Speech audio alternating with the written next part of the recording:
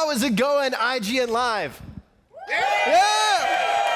All right. My name is Alan, and I am joined by none other than Eduardo Cortejoso, Mode's product lead at Riot, and Matthew Leung-Harrison, the lead gameplay designer on League of Legends. Get over here, guys. Welcome to the stage. Hello.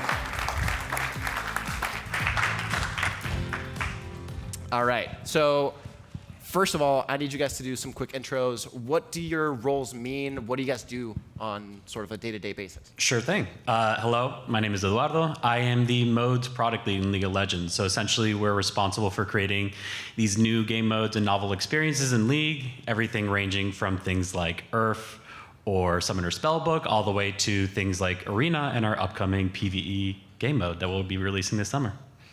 Cool. I'm Matthew Leung-Harrison. I'm the lead gameplay designer for League. I've been at Riot almost 10 years, and I've worked on everything from Summoner's Rift map changes to item changes, champion changes, you name it. Yeah.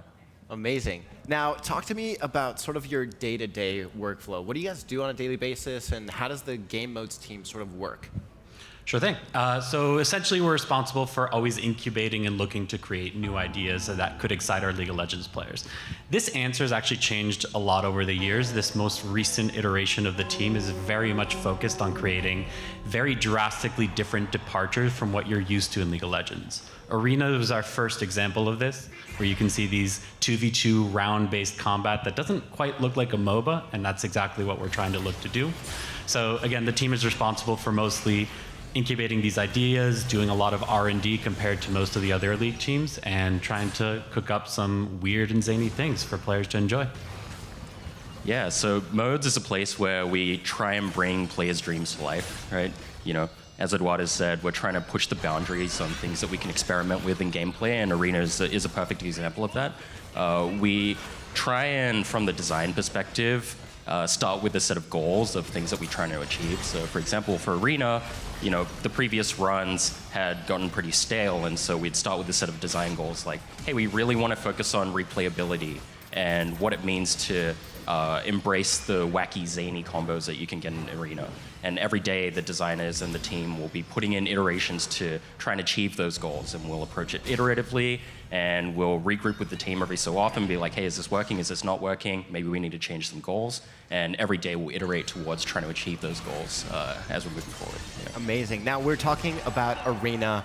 Can you talk to me a little bit about some of the reflections that you've had around the development about it? Are there any lessons that you've learned since the first iteration? Yeah, I think the big one is creating not League of Legends is tough in League of Legends, and our players have very clear expectations about what that is and isn't. So Arena has introduced a lot of things like randomization, kind of these zany, wacky combos that might feel particularly broken. In a game where players care so much about balance, that can prove a very challenging line to try to strive for. So one of the big things that we're trying to look for is looking for that balance between a healthy meta and a good variety of picks and things of the sort, but also really trying to strive for just have fun and really explore League of Legends and look forward to Arena as something where you can always look forward to a new emergent experience that you've never really seen before. You might see a Master Yi spam Q endlessly, or you might see a Garen one-shot you in a full crit build, which might not be as fun for someone on the receiving end, but are the type of combos that we really want to have players explore and have fun with. So players have responded pretty positively to it, and one of our big learnings is to really try to find ways to continue to give them these very different experiences than what they've normally been able to expect out of League. Yeah, one of the things for Arena is we've historically, throughout the course of League of Legends, just heavily catered to the competitive-oriented player. And what we noticed was that Arena, given its 2v2 theming and the whole idea of you're in the arena and you're fighting an opponent, it's a very competitive, kind of gritty feeling mode and motivation. And so with this run, we wanted to try and see what it looked like to branch out a little more to serving some of that casual audience, serving some of the motivations where you're just getting a build that clicks together and works, and honestly, doesn't really have that much gameplay, right? You picked an on-hit combo and you had crazy on-hits, and it was resulting in very fast combat times, but that felt great for that player. And that's something that we wanted to take a risk with this run and experiment and see what player tolerances were going to be for that that type of gameplay, because we've tended to cater towards the competitive audience very heavily in League of Legends, and we really feel that we wanted to find some ways to serve those novelty, more casual-oriented player audiences this time around. Absolutely, yeah. I feel like I can really sort of play out my League fantasies in Arena, so that's super fun. We've talked about Arena. We've talked about modes like Earth. There's been obviously a ton like Doombots, Odyssey. We've had PvE modes. We've had PvP modes. We got a little sneak peek about a Bullet Heaven mode coming to League. Can you tell me any teasers about future game modes? Sure thing. So I'll start with that. Definitely. In the summer, we're reintroducing PvE into League of Legends, but unlike previous iterations, we're exploring it through a new genre, which is going to be a Bullet Heaven Survivor PvE co-op game mode. So if you've played other games like a Vampire Survivors or Survivor.io, you'll know a little bit behind what the inspiration behind something like this is. Our goal here is very much to create this type of experience that is particularly different from League, and we really want to start setting the expectation with players that League isn't only a game in which you're going to be coming in and trying to try hard and compete and look at the esports experience, which, don't get me wrong, are very exciting, but it would be really cool if League of Legends can do more and really cater to a more diverse and wide array of what players want to get out of League of Legends moving forward, and hopefully people who have not been thinking about League for a long time, I mean, we're a 15-year-old game, can start to see these new modes that we want to develop, both in our upcoming PvE summer beat and with everything we're really planning out for the next 18 months, trying to see these very divergent and new experiences that they would have never expected out of League of Legends. So you mentioned, new players, and the game has been around for 15 years. Was the primary sort of goal for this PvE mode to sort of attract a new player base, or was it to sort of hook the player base that has been around for a long time with something new and exciting? I think new players is definitely something we're always looking at, and having different ways to get into the experience is definitely something we really want to reinforce. But it's not just about that. We have players who've been playing this game for 15 years, 10 plus years, like very dedicated fans.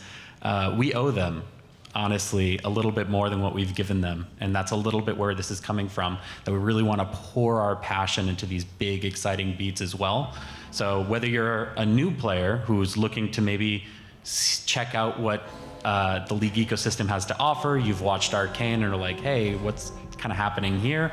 Or you've been someone who's been playing League of Legends for 10 plus years, we think that not only does this upcoming mode, but a lot of the work that's going to be coming up soon for League of Legends should be able to find a home for a lot of our players. Well, hey, as somebody that's been playing for 14 years, that sounds like music to my ears. Speaking about new audiences coming to League, what does this new PvE mode mean for League's future? Yeah, so again, on the PvE side of things, it's very much us being intentional about, hey, we are not just that competitive game. We are not just go grind out rank, play 100 plus games per season. Again, I do that and unfortunately can only hit gold and platinum, but not everyone's really up for that anymore. And in this day and age, a lot of motivations and expectations that players have behind how they want to spend their gaming time has changed.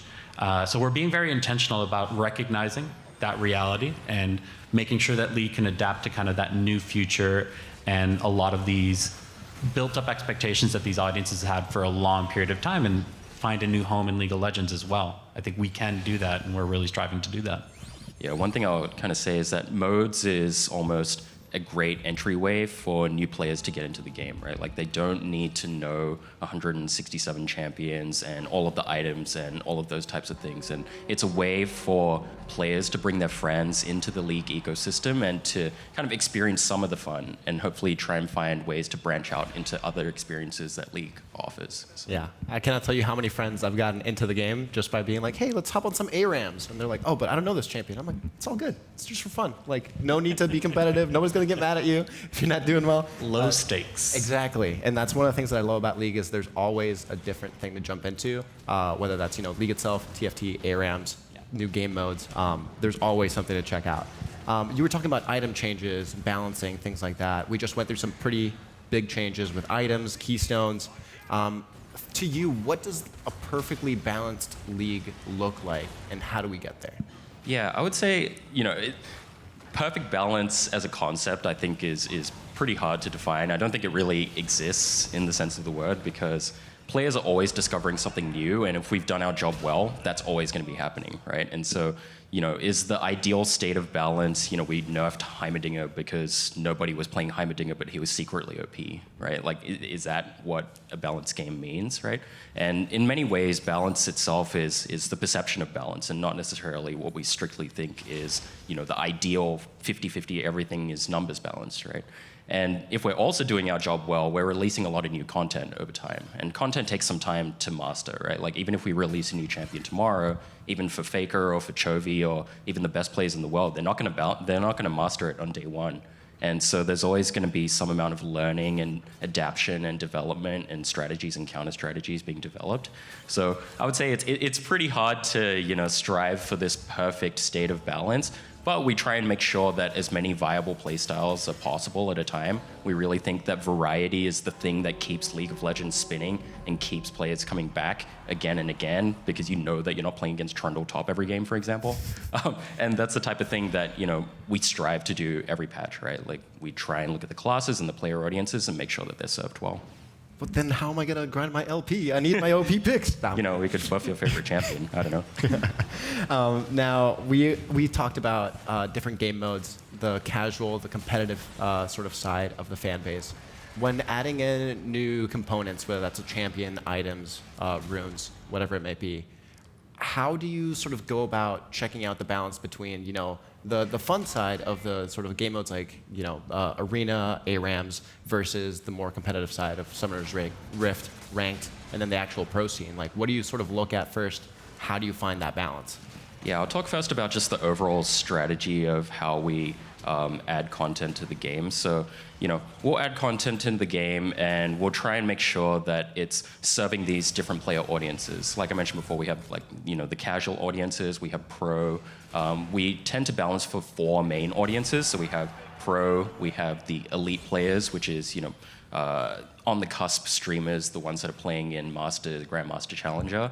We have the skilled player base, which we consider to be, roughly around Emerald to that Master tier. And then we have average play. So like this is the vast majority of players are playing an average play, right? Me. And so we want to make sure that at any given skill bracket, there's nothing that feels strictly overpowered, right? Like a Garen, for example, is going to be running over regular play, but he's not necessarily going to be super good in pro play or elite play. And we need to make sure that we're not making Garen super powerful in pro play at the expense of the average player's game, right? So we try and make sure that we are doing these comprehensive passes to make sure that these champions and items and runes and what have you are all serving their purpose and viable at different skill levels. Yeah, and to add on to that, like when we're considering a lot of these champions kits for game modes, you may notice for things like Arena, hey, maybe not everyone loves a 2v2 fight where you can't escape, and that's okay. Part of the approach that we're going to have and have been having for a while now is to rethink how we're approaching